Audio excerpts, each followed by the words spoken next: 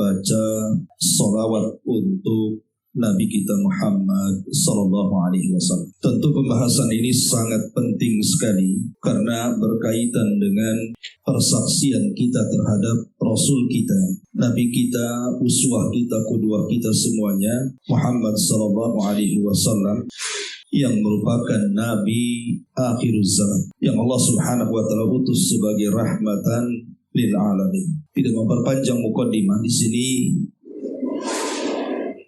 beliau pengarang menyebutkan beberapa dalil dari Al-Quran dan Sunnah Nabi Sallallahu Alaihi Wasallam, diantaranya surah Al-Ahzab ayat 56. Allah Subhanahu Wa Taala berfirman, Innallaha wa malaikatahu yusalluna 'alan nabi ya ayyuhalladzina amanu sallu 'alaihi wa sallimu taslima. Sesungguhnya Allah Subhanahu wa ta'ala dan para malaikat-malaikatnya telah bersalawat kepada Nabi. Wahai orang-orang yang beriman, bersalawatlah kalian untuk Nabi dan ucapkanlah salam penghormatan kepadanya. Al-Imam Al-Bukhari meriwayatkan dari Abu Aliyah, dia berkata, salawat Allah adalah pujiannya untuk Nabi di hadapan para malaikat. Adapun salawat para malaikat adalah doa untuk beliau. Kemudian Ibnu Abbas radhiyallahu anhu juga berkata, bersalawat artinya mendoakan supaya diberkahi. Dan yang dimaksud ayat ini, sebagaimana disebutkan oleh Al-Imam Ibnu Katsir di dalam tafsirnya, sungguh Allah menggambarkan kepada segenap hamba-hambanya tentang kedudukan hambanya, Nabi dan kekasihnya di sisinya di alam arwah, bahwa sesungguhnya dia memujinya di hadapan para malaikat, dan sungguh para malaikat bersalawat untuknya.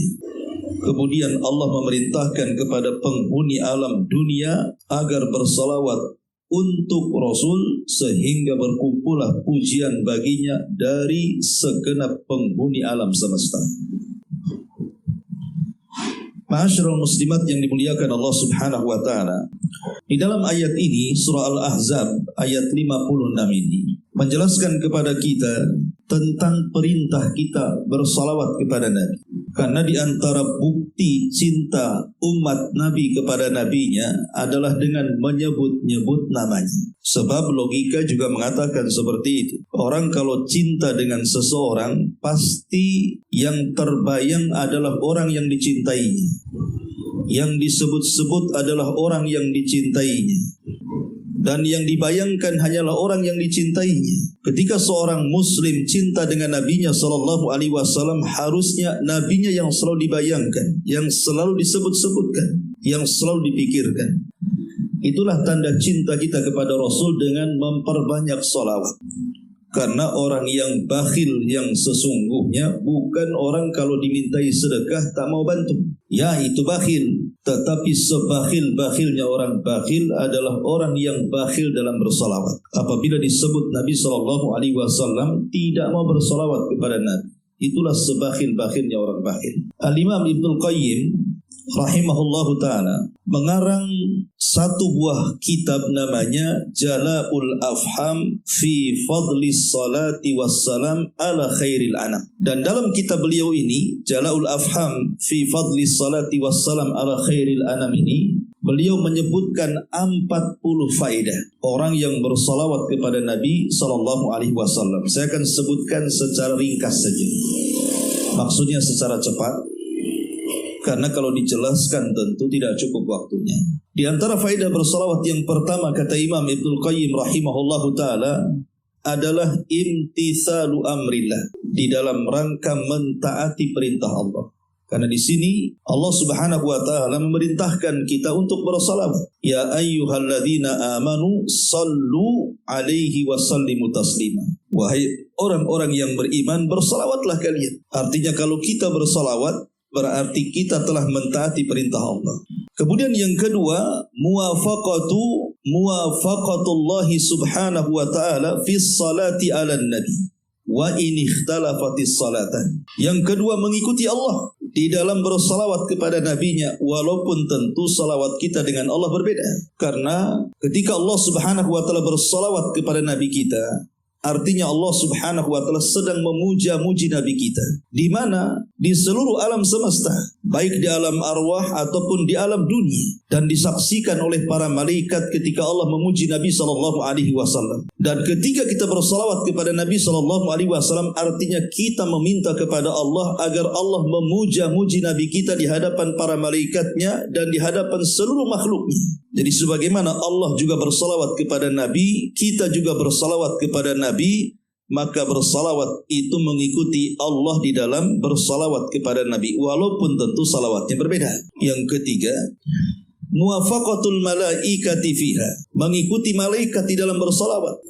Karena malaikat juga bersalawat kepada nabi kita, kita juga bersalawat.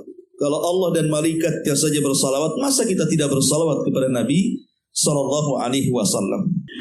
Kemudian yang keempat, al-husul ala ashri salawati binallahi ta'ala alal musalli marratan wahidatan. Orang yang bersalawat satu kali saja akan memperoleh balasan 10 kali lipat salawat dari Allah Subhanahu wa ta'ala. Maknanya, kalau kita mengatakan Allahumma salli ala Muhammad, artinya ya Allah, pujilah Nabi kami Muhammad sallallahu alaihi wasallam di hadapan makhlukmu di atas sana, maka Allah Subhanahu wa ta'ala akan memuji balik kepada kita yang bersalawat satu kali 10 kali pujian di hadapan para malaikatnya. Artinya kita akan menjadi selebritis langit, terkenal di langit karena pujian-pujian Allah kepada kita dikarenakan salawat kita kepada Nabi sallallahu alaihi wasallam. Kemudian yang kelima, yarfa'ul 'abdu biha asyur atau yurfa'ul 'abdu biha asyru darajat. Dengan salawat akan diangkat derajat seorang hamba 10 kali lipat. Dengan salawat Allah akan mengangkat seorang hamba 10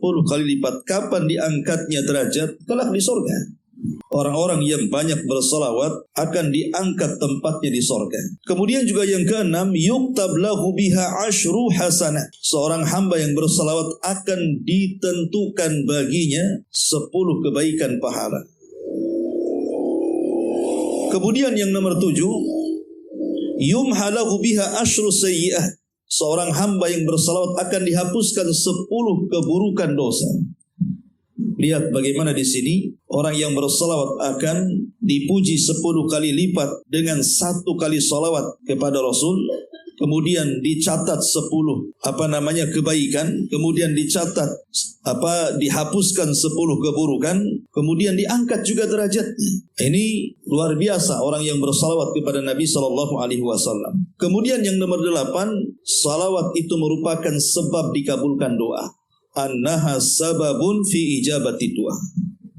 Jadi kalau doa-doa kita ingin diijabah oleh Allah Subhanahu wa taala, maka selipkan dalam setiap doa-doa kita itu setelah memuja dan memuji Allah Subhanahu wa taala, bersalawat kepada Nabi. Jadi puji dulu Allah Subhanahu wa taala, kemudian puji Rasul dengan bersalawat kepadanya, kemudian berdoa, dan itu sebab mustajab doa. Kemudian yang nomor 9 kata Imam Ibnul Qayyim, sababu husuli syafa'atil Mustafa sallallahu alaihi wasallam. Dan salawat juga merupakan sebab orang itu akan memperoleh syafaat Nabi. Jadi kalau ingin mendapatkan syafaat Nabi, perbanyak salawat kepada Nabi. Kemudian yang nomor 10, sababu li ghufrani dzunub. Salawat itu merupakan sebab orang akan memperoleh ampunan dari dosa-dosa. Terkadang kita ini setiap hari banyak melakukan dosa. Entah mata kita, telinga kita, lisan kita, badan kita. Dan kita malas untuk bertobat kepada Allah Azza wa Jalla. Maka dengan cara banyak bersolawat kepada Rasul, maka itu merupakan sebab ampunan dari dosa. Kemudian yang nomor 11, sababun likifayatillahi subhanahu wa ta'ala al-abda ma'ahamma. Salawat merupakan sebab Allah mencukupi apa yang dibutuhkannya. Jadi salawat itu adalah menjadikan sebab bagi seorang hamba yang sedang bingung, yang sedang stres karena sebuah persoalan, maka dengan memperbanyak salawat akan dicukupkan apa yang dimaukannya. Makanya dahulu ada seorang sahabat namanya Ubay ibn Ka'ab radhiyallahu anhu. Ubay ibn Ka'ab radhiyallahu anhu. Jadi Ubay ibn Ka'ab ini datang kepada Nabi SAW, kemudian bertanya, "Ya Rasulullah, inni uqsiru salata alaika, fakam aj'alu laka min salati?" Kata Ubay ibn Ka'ab, "Wahai Rasul, saya ingin memperbanyak salawat untukmu. Kira-kira berapa banyak aku harus bersalawat untukmu dari doa-doaku?" Maka Rasul SAW mengatakan, "Ma syi'ta, terserah engkau wahai Ubay." Qala, maka aku katakan, qultu ar-rubu'. Kata Ubay, bagaimana kalau seperempat dari doaku aku gunakan untuk bersalawat kepadamu? Qala, maka Rasul mengatakan, "Ma syi'ta, terserah engkau. Fa in zitta fa huwa khairun laka." Terserah engkau wahai Ubay, kalau engkau mau nambah lagi itu lebih baik bagimu. Maka Ubay bin Ka'ab mengatakan, "An-nisfu, bagaimana kalau separuh doaku kugunakan untuk salawat kepadamu wahai Rasul?" Qala, maka Rasul mengatakan, "Ma syi'ta fa in zitta fa huwa khairun laka." Terserah engkau wahai Ubay, kalau engkau mau menambahnya itu lebih baik bagimu. Qala, maka Ubay mengatakan, "Fathulutsain, bagaimana kalau 2/3 dari doaku kuhabiskan untuk bersalawat kepadamu?" Maka Rasul mengatakan, "Ma syi'ta fa in zitta fa huwa khairul laka." Terserah engkau, kalau engkau mau menambahnya itu lebih baik bagimu. Maka Ubay mengatakan, "Aj'alu laka salati kulliha." Aku akan jadikan seluruh doaku dengan membaca salawat kepadamu wahai Rasul.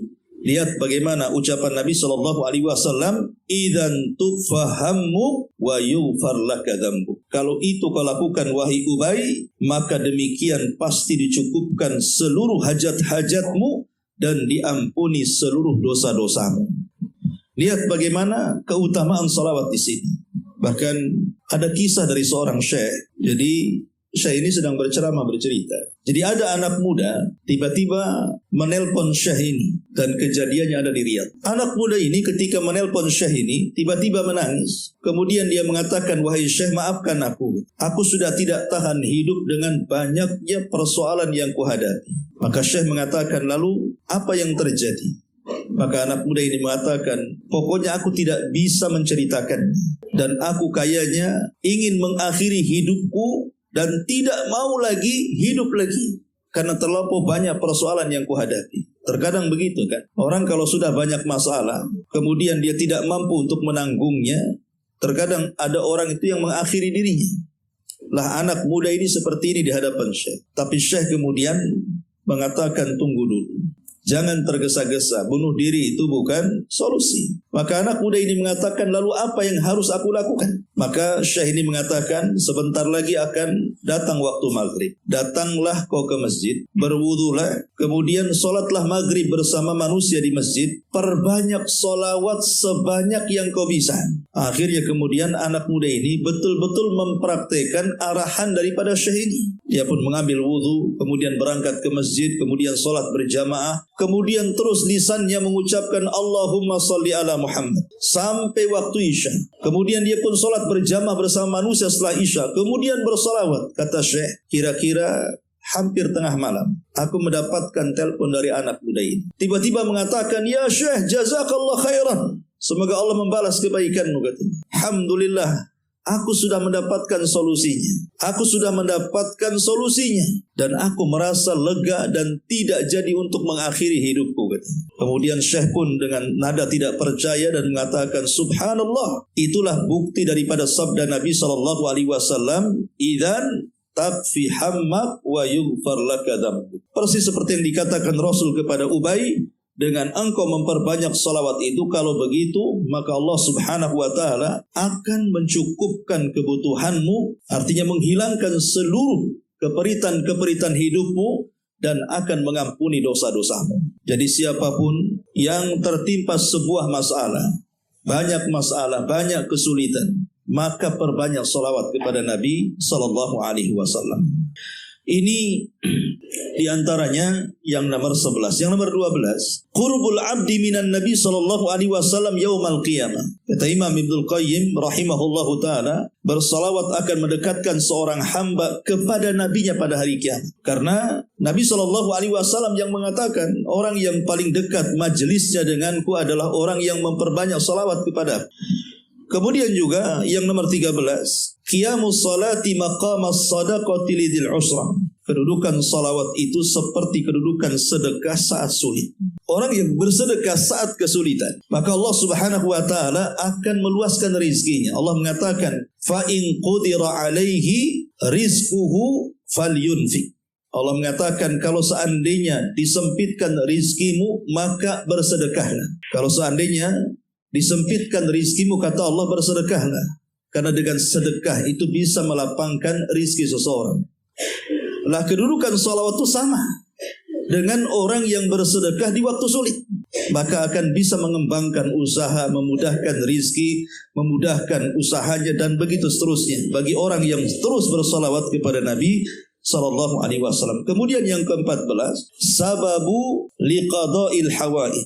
Sababun liqada'il hawaij. Bersalawat itu merupakan sebab terpenuhinya segala kebutuhan hamba. Kemudian yang nomor 15, sababun li salatillahi wa malaikatihi alaihi. Orang yang bersalawat akan menyebabkan para malaikat, bahkan Allah Subhanahu wa taala juga bersalawat kepadanya. Jadi kalau kita bersalawat kepada Nabi, Allah dan malaikat juga bersalawat kepada kita. Kemudian yang nomor 16, sababu zakatil musalli wa taharatilahu. Merupakan sebab dibersihkan dan disucikan bagi orang yang suka bersalawat. Jadi orang yang bersalawat itu hatinya akan bersih, hatinya akan jernih, dan kejernihan hati dan kebersihan hati itu membuat lapang hati, dan kelapangan hati itu membuat semuanya tenang, semuanya senang dan bahagia. Karena kebahagiaan itu ada di lapang dada. Orang kalau dadanya lapang bahagia, tapi kalau orang yang sempit dadanya pasti tidak akan bahagia. Maka orang yang bersalawat itu akan melapangkan dada karena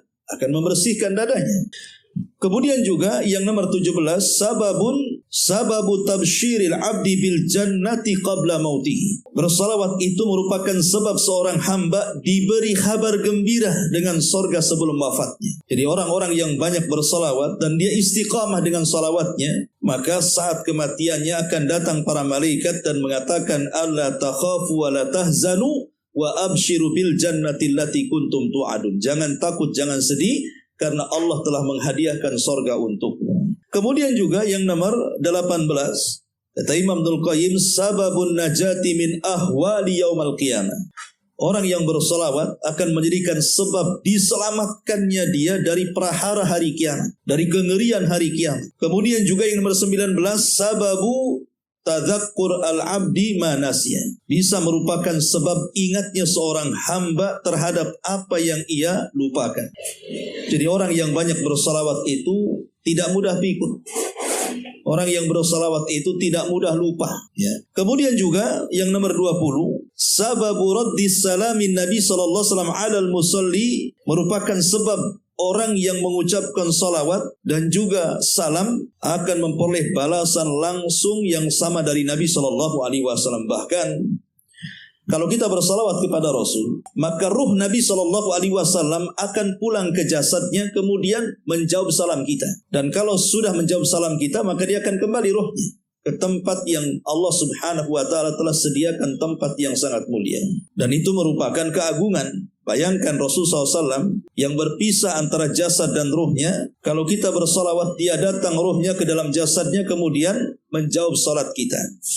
Kemudian yang nomor 21, sababu tibil majlisi fala ya'udu hasratan ala ahlihi yaumal qiyamah. Merupakan sebab diperolehnya tempat berkumpul yang baik di hari kiamat yang tidak ada penyesalan kembali kepada mereka. Jadi kalau kita sedang bermajlis kayak sekarang di majelis ilmu atau majelis apa sajalah, ya mungkin ibu sedang kumpul-kumpul berdua bertiga di warung atau di rumah siapa gitu kan, maka kalau sudah berkumpul entah dalam rangka apa gitu kan, jangan lupakan salawat. Jangan lupakan salawat di situ. Karena seburuk-buruk majelis itu adalah majelis yang tidak disalawati di situ. Tapi sebaik-baiknya majelis yang tidak akan ada penyesalan pada hari kiamat adalah majelis yang dibacakan salawat di situ. Maka jangan bakhil bersalawat. Kemudian yang nomor 22, sababu nafil faqri. Salawat itu merupakan sebab hilangnya kefakiran. Hilangnya kefakiran. Makanya ada seorang, saya juga bercerita, ada seseorang pengusaha, mesti ceritanya di Riyadh juga. Tapi dia asalnya orang Mesir. Jadi orang Mesir tinggal di Riyadh, di Arab Saudi. Dan dia sudah memiliki iqamah di sana. Dan sudah lama berada di Saudi. Jadi satu hari usahanya kemalangan sehingga mengalami kebangkrutan yang luar biasa dan susah untuk bangkit. Akhirnya dia datang kepada sang syekh bertanya, apakah dia disihir orang, ataukah dia diganggu orang, dihasadi orang, macam-macam pertanyaan. Maka syekh hanya menasihati dia untuk memperbanyak salawat. Akhirnya dia pun coba mengamalkan salawat ini. Tentu tidak boleh dalam pengamalan itu coba-coba. Kita coba, bukan begitu. Ya, mengamalkan ajaran Nabi SAW harus ada keyakinan, karena Rasul SAW itu tidak pernah mengucap kecuali dengan wahyu, bukan hawa nafsu. Maka kalau mengamalkan sesuatu jangan dicoba-coba, tetapi harus diamalkan penuh dengan keyakinan dan mencontoh Nabi SAW. Jadi Bapak dari Mesir ini berusaha untuk mengamalkan apa yang difatwakan oleh syekhnya tadi. Terus bersalawat sampai 40 hari dia bersalawat itu. Pokoknya selama lidahnya tidak capek, maka dia terus bersalawat. Kecuali kalau lidahnya capek atau mungkin tidur gitu ya, maka dia berhenti salawat. Tapi kalau dia terjaga, dia terus bersalawat. Belum sampai 40 hari, tiba-tiba Allah Subhanahu wa ta'ala kembalikan lagi usahanya. Ada orang yang datang memberikan modal, kemudian bangkit lagi usahanya. Itu kan semua karena izin Allah Subhanahu wa ta'ala. Baik, kemudian juga ini yang kedua-dua. Yang dua-tiga, sababu nafil bukhli anil abdi. Bersalawat itu menyebabkan hilangnya kebakhilan bagi seorang hamba. Karena saya katakan tadi bahwa orang yang bakhil itu hakikatnya adalah orang yang bakhil bersalawat kepada Nabi sallallahu alaihi wasallam. Kemudian yang nomor 25. Sababu tariqil jannah li'annaha tarmi bisahibiha ala tariqil jannah. Merupakan sebab jalan ke sorga, karena salawat ini akan mendorong pelakunya ke dalam sorga. Dan ini sebuah nikmat, ya, bahwa Allah Subhanahu wa ta'ala memberikan jalan mudah kepada kita ke dalam sorganya dengan salah satunya banyak bersalawat kepada Nabi sallallahu alaihi wasallam. Kemudian yang nomor 26, an-najatu min natanil majlis alladzi la yudhkar fihi Allah wa rasuluhu sallallahu alaihi wasallam. Selamat dari busuknya sebuah majlis, buruknya sebuah majlis yang tidak disebut nama Allah di dalamnya dan tidak pula disebut nama Rasulullah sallallahu alaihi wasallam. Kemudian yang nomor 27, sababu tamamil kalami fil khutabi wa ghairiha. Merupakan sebab sempurnanya satu ucapan baik di saat khutbah atau yang lainnya. Mungkin sedang berpidato atau menyampaikan sebuah visi misi atau sedang menyebutkan prakata gitu ya ketika dalam acara-acara tertentu. Maka kalau orang bersalawat itu merupakan kesempurnaan sebuah ucapan. Kemudian yang nomor 28, sababu wufur nuril abdi ala sirat. Merupakan sebab diperolehnya cahaya yang berlimpah bagi seorang hamba saat meniti titian siratal mustaqim. Kita tahu bahwa kalau kita cerita akhirat, ketika manusia itu sudah dihisab dan tinggal menyeberangi titian saja, artinya semua sudah dilalui dari mizannya, dari pengambilan suhufnya, dari hisabnya. Kemudian manusia sudah dihadapkan dengan titian. Disitulah Allah akan gelapkan segelap-gelapnya. Dan Allah akan berikan cahaya masing-masing sesuai dengan kadar iman dan amalnya. Lah orang yang banyak bersolawat akan dilimpahkan cahayanya. Kita kalau berjalan di tengah malam, kalau terang benerang, maka kita bisa memilih jalan. Kita akan tenang, tidak takut nabrak sana, nabrak sini, nginjak lubang, nginjak hal-hal yang membahayakan. Tapi kalau gelap nggak dapat cahaya atau mungkin remang-remang, mikir kita mau jalan, nanti apapun yang ditabrak dia. Lah di sini orang-orang yang bersalawat kepada Nabi SAW, kata Imam Ibnul Qayyim, merupakan sebab diperolehnya cahaya yang berlimpah bagi seorang hamba taat saat berada di titian sirat. Kemudian yang 29, sababu khurujil abdi minal jafa. Merupakan sebab tersingkirnya antipati pada seorang hamba. Maksudnya seorang hamba kalau banyak bersalawat itu akan lembut hatinya. Seorang hamba yang bersalawat itu tidak akan mudah marah, mudah emosi gitu ya. Tidak keras dengan orang, diberikan kelembutan sehingga mudah bermuamalah dengan manusia. Kemudian yang nomor 30, sababu li ibqaillahi ta'ala as-sana al-hasan lil musalli alaihi baina ahli samai wal ard. Merupakan sebab langgengnya sanjungan yang baik bagi orang yang bersalawat kepada Nabi di antara penghuni langit dan bumi. Artinya nama kita akan disebut-sebut semua makhluk karena pujian Allah kepada kita. Malaikat akan menyanjung kita, kemudian makhluk Allah yang lainnya juga akan menyanjung kita, dan kita akan menjadi selebritis di alam semesta. Kemudian juga yang nomor 31, sababul barakati alal musalli, sebab keberkahan bagi orang yang bersalawat. Hidupnya akan berkah, dan berkah itu artinya luzumul khairi wastiqrar, tetapnya kebaikan dan tidak akan hilang. Itulah berkah. Rumah kalau diberkahi maka akan dapat ketenangan. Rumah yang tidak diberkahi maka tidak akan dapat ketenangan. Maka orang yang bersalawat kepada Rasul maka akan turun berkah kepada kehidupannya. Berkah anaknya, berkah keluarganya, berkah usahanya, dan berkah-berkah yang lainnya. Kemudian nomor 32, sababu naili rahmatillahi azza wa jal. Orang yang bersalawat itu sebab diperoleh rahmat Allah subhanahu wa ta'ala. Dan kita tahu kita berhajat kepada rahmat. Karena orang masuk surga juga bukan karena amalannya, tapi karena rahmat Allah subhanahu wa ta'ala. Kemudian yang nomor 33, sababu dawami mahabbati Rasulillah sallallahu alaihi wasallam, sebab langgengnya kecintaan Rasul kepada kita. Walaupun Rasul sudah meninggalkan kita, sudah meninggal 14 abad yang silam, tapi dengan banyaknya menyebut nama Nabi sallallahu alaihi wasallam, maka Rasul akan cinta dengan kita. Kapan itu? Kelak kalau kita berjumpa dengan beliau setelah kematian kita.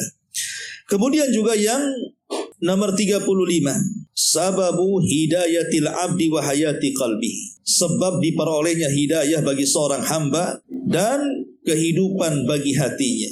Jadi orang yang banyak bersalawat itu hatinya mudah menerima kebenaran, hatinya mudah menerima nasihat, sehingga dia bisa berjalan di jalan yang benar, senantiasa dibimbing, dituntun ke jalan yang hak. Kemudian yang nomor 36, sababu irdi ismil musalli ala nabi sallallahu alaihi wasallam, sebab kehormatan bagi nama orang yang bersalawat kepada Nabi. Kita akan dapat kehormatan di sisi Allah dan juga di sisi Rasul. Kemudian 37, sababu tathbitil qadami ala sirat, sebab dikokohkan pijakan kita di atas titian. Tidak mudah tumbang, tidak mudah jatuh, karena di bawah titian itu jahanam masalahnya. Dan titian itu tidak sebagaimana yang kita bayangkan. Jembatan di akhirat itu bukan kayak jembatan barelang. Jembatan di akhirat itu lebih halus dibandingkan rambut, lebih tajam dibandingkan pedang. Bahkan dia bergoyang-goyang dan tidak tetap gitu ya. Dan ada kalalib, ada pengait-pengait yang sekali-kali bisa saja menyambar kita.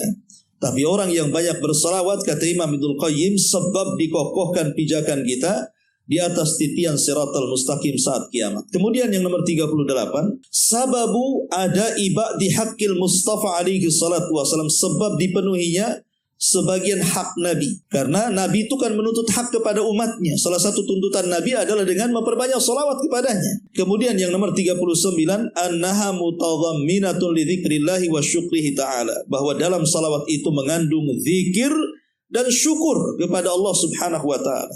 Selain berzikir dan juga bersyukur kepada Allah subhanahu wa ta'ala, bahwa Allah sudah mengutus kepada kita seorang Nabi pembawa hidayah dan rahmat yang menunjukkan jalan kita ke surga.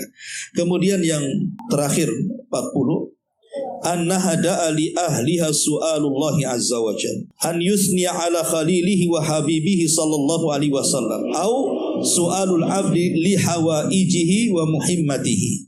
Salawat itu adalah doa karena di dalamnya mengandung permintaan kepada Allah untuk menyanjung kekasihnya dan kecintaannya, yaitu Nabi Shallallahu Alaihi Wasallam, atau permohonan seorang hamba atas kebutuhan dan hajat-hajatnya. Artinya salawat itu doa, ya, mengandung doa permintaan kepada Allah untuk menyanjung kekasihnya, seperti yang dikatakan di sini pengarang kitab ini, bahwa ketika Allah mengatakan ya ayyuhalladzina amanu sallu alaihi wa sallimu taslima, kata Imam Ibnu Katsir, bahwa makna bersalawat itu hakikatnya kita sedang menyanjung Nabi kita, agar Allah memuji-mujinya di hadapan makhluk yang ada di atas sana. Dan dengan itu juga hajat-hajat dan kebutuhan kita akan dipenuhi oleh Allah subhanahu wa ta'ala. Al-jaza min jinsil amal, bahwa balasan itu disesuaikan dengan amalan kita. Ketika kita banyak bersalawat, maka hajat-hajat kita akan dipenuhi Allah subhanahu wa ta'ala. Inilah 40 faedah bersalawat berdasarkan perkataan Al-Imam Ibnul Qayyim rahimahullahu ta'ala, yang saya ringkas dalam kitabnya Jala'ul Afham fi fadli salati wassalam ala khairil anam. Baik, kita perhatikan di sini kitabnya. Ya. Setelah kita tahu bagaimana keutamaan yang luar biasa dari salawat ini, di sini beliau mengatakan pertama, kandungan ayat surah Al-Ahzab tadi, Allah memerintahkan kita agar mendoakan dan bersalawat untuk Rasulullah, bukan sebaliknya. Memohon kepada beliau sebagai sesembahan selain daripada Allah, atau membaca Al-Fatihah untuk beliau sebagaimana yang dilakukan oleh banyak manusia. Jadi perintah kita kepada Rasul itu bersolawat, bukan menjadikan Rasul Tuhan selain Allah. Bukan kita menyembahnya. Karena sesembahan kita itu hanya Allah saja. Dialah zat yang esa semata. Qul huwallahu ahad. Bukan kita sembah Nabi itu. Dia Nabi. Dia bukan Tuhan. Jadi tidak perlu kita meminta kepada Nabi sebagaimana yang ma'ruf dilakukan orang awam kalau datang ke Madinah. Kadang-kadang kemudian masuk ke makam Nabi SAW. Terkadang ada sebagian mereka yang mengusap-ngusap kuburannya, meminta-minta hajatnya. Nabi bukan Tuhan, dia Nabi. Kita mendudukkan dia sebagaimana Allah telah mendudukannya. Jangan melewati batas kedudukan yang Allah telah berikan kepada Rasul. Dia manusia sama dengan kita. Dia seorang hamba. Makanya kita sering menyebut Abdullahi wa Rasuluh. Dia hamba. Apa artinya hamba? Jangan disembah. Tapi karena dia Rasul juga jangan didustakan.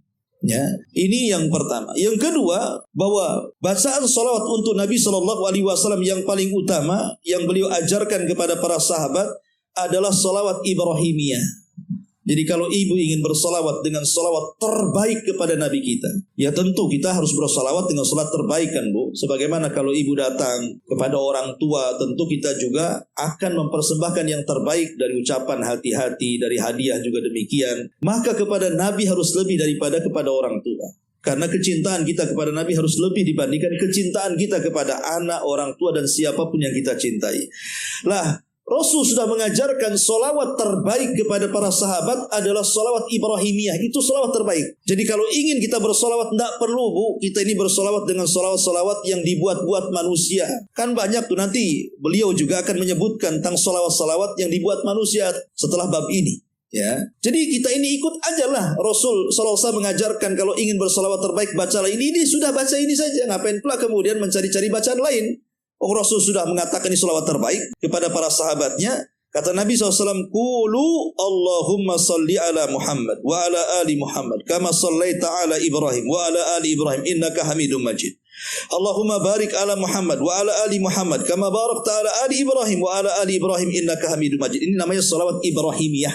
Inilah lafaz salawat terbaik dari seluruh salawat yang ada. Ya. Kemudian yang ketiga, salawat di atas juga adalah salawat-salawat lain yang di dalam kitab-kitab hadis dan fikih terpercaya tidak ada menyebutkan kata-kata sayyidina.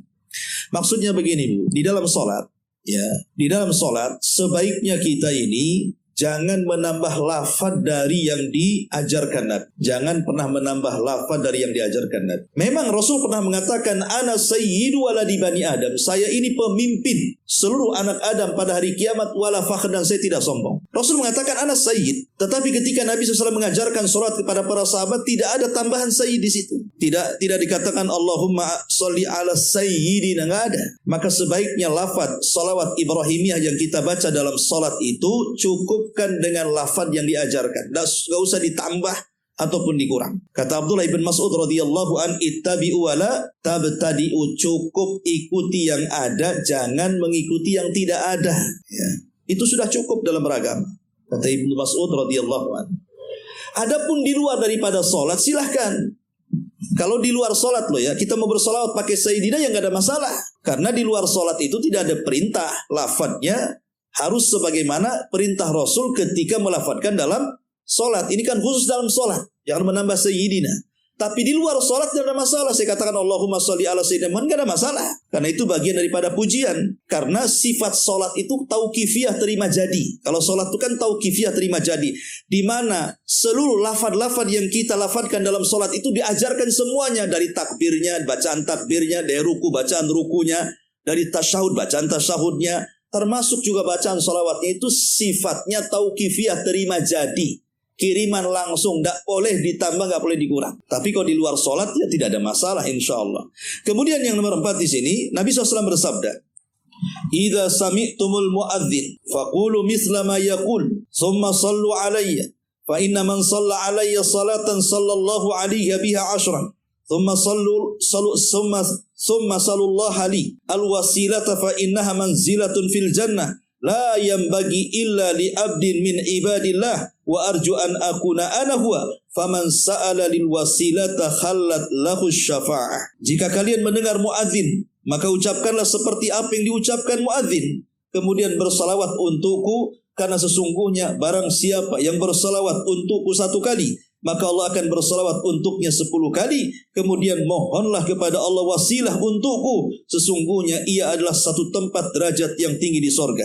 Ia tidak pantas kecuali untuk seorang hamba dari hamba-hamba Allah menempati kedudukan itu, dan aku berharap bahwa hamba itu adalah aku. Barang siapa meminta wasilah kepadaku, maka ia berhak mendapatkan syafaat aku, kata Nabi Sallallahu Alaihi Wasallam. Artinya, kata beliau, kalau kita mendengar azan, orang muazin sedang mengumandangkan azan, Allahu Akbar, Allahu Akbar, Allahu Akbar, Allahu Akbar, sampai kepada selesai azan, maka yang pertama kali ibu baca apa? Salawat. Langsung bersalawat. Setelah mendengar azan, ibu jawab menjawab setiap apa yang diucapkan muazin. Kalau muazin mengatakan Allahu Akbar, kita kata Allahu Akbar. Kecuali dalam hayya 'alas shalah, hayya 'alal falah, kita katakan la haula wala quwata illa billah, kan begitu ya.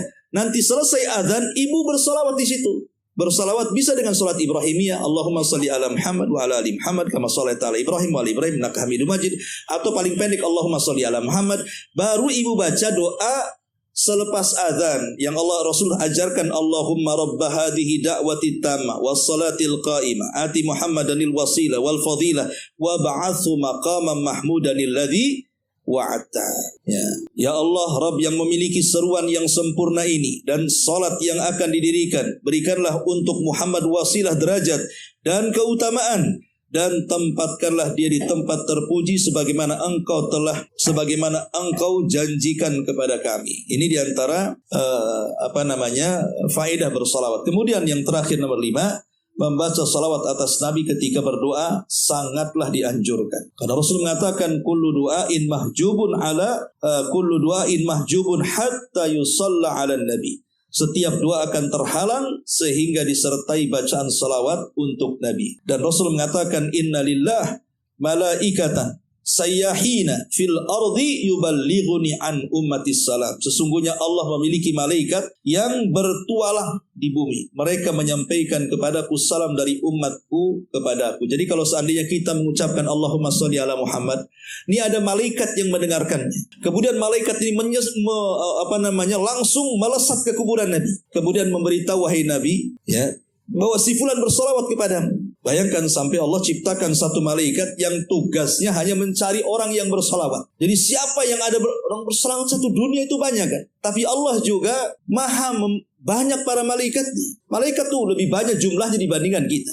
Jadi ada malaikat-malaikat itu yang tugasnya hanya mencari orang yang bersalawat saja. Kalau ada orang bersalawat, langsung dia melesat ke kuburan Nabi, dan ruhnya Nabi akan kembali ke kuburannya. Kemudian malaikat akan mengatakan, wahai Nabi, si fulan bersalawat kepadamu. Maka Rasul akan menjawab salawat kita sallallahu alaihi wa ala alihi wasallam. Kemudian juga kata beliau, bersalawat untuk Nabi sangat dianjurkan, terutama pada hari Jumat, dan ia termasuk amalan yang paling utama untuk mendekatkan diri kepada Allah. Bertawassul dengan salawat ketika berdoa adalah dianjurkan. Sebab itu termasuk amal soleh. Karena itulah sebaiknya kalau kita berdoa seperti ini. Allahumma bisalati ala nabiyyika farrij anni kurbati wa sallallahu ala Muhammadin wa ala alihi wasallam. Ya Allah, dengan salawat untuk nabimu, hilangkanlah dariku kesusahan. Semoga Allah melimpahkan berkah dan keselamatan untuk Muhammad dan keluarganya. Berdoa seperti ini. Jadi kalau ibu ada masalah, gitu kan, dirundung masalah, namanya masalah hidup itu kan macam-macam.